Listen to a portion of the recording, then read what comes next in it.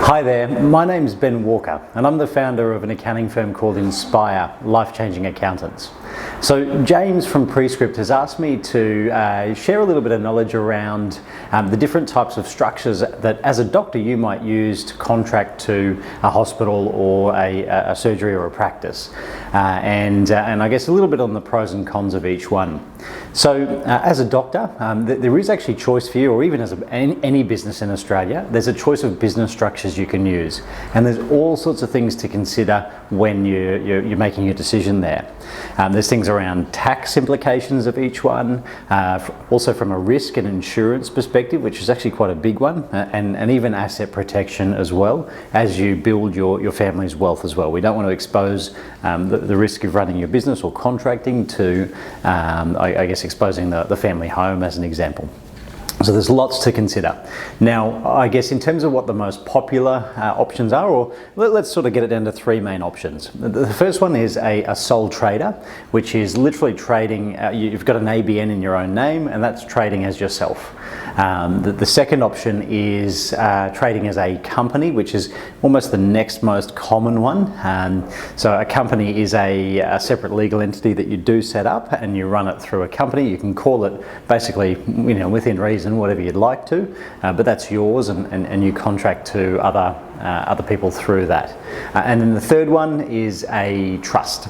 So a trust, there's pros and cons for that, but the main benefit usually for that is to stream income with other family members that a business owner earns.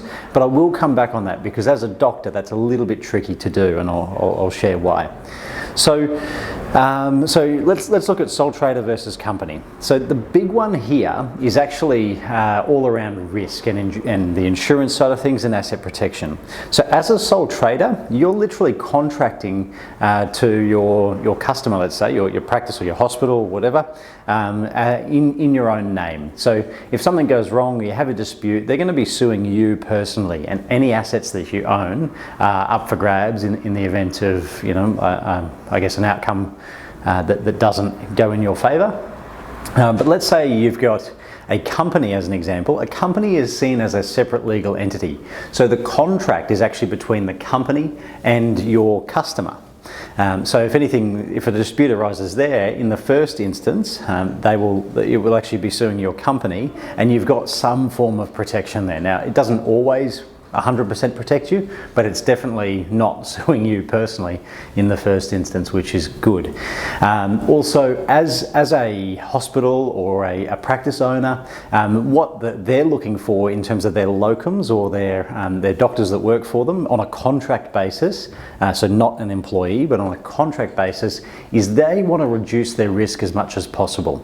Now, there's a few risks they might consider, but the key ones in terms of business structures are what business structure is that doctor using? Now, I know it might sound strange, but if you're in a company structure, that actually reduces, or it could be seen to reduce the risk for the business, because that reduces the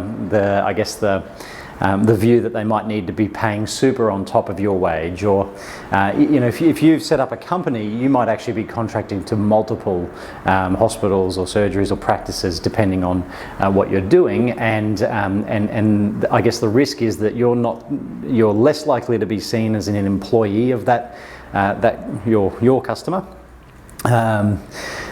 Which, as an employee, you carry a lot more risk to them versus a contractor. So that's what they're trying to reduce.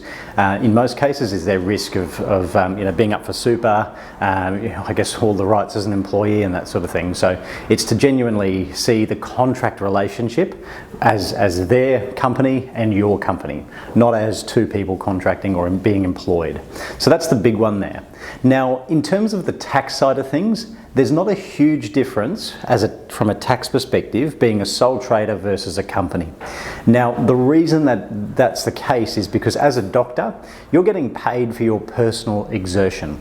So the way that the tax law is written is if you're personally exerting to earn your income, regardless of your business structure, pretty much all of that income needs to end up in your name, which is a bit of an unfortunate unfortunate thing for doctors where you might be on a very large income level, and unfortunately, depending on your circumstances, but in most cases when you're contracting or locuming, we can't go and then split that income with your spouse or your kids or that sort of thing.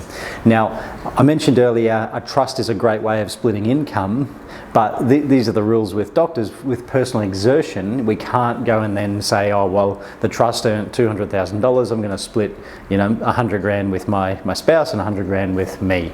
We can't do that because of that personal exertion rule. So we get a bit stuck there.